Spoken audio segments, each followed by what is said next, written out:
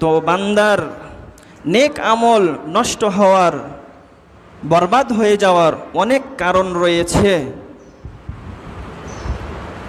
অনেক কারণের মধ্যে কোনো বান্দা যদি আল্লাহ তাআলার সাথে শিরিক করে, নাউজুবিল্লাহ, আল্লাহ তাআলার সাথে যদি শিরিক করে, তাহলে তার জীবনের যত নেক আমল আছে, যত আমল আছে, যত ইবাদত আছে, সব বরবাদ হয়ে যায়।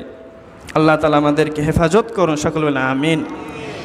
এরকমভাবে কেউ যদি আল্লাহ ও রাসূলের পথে বাধা সৃষ্টি করে, তাহলে তার জীবনের সমস্ত আমলগুলো বরবাদ হয়ে যায়।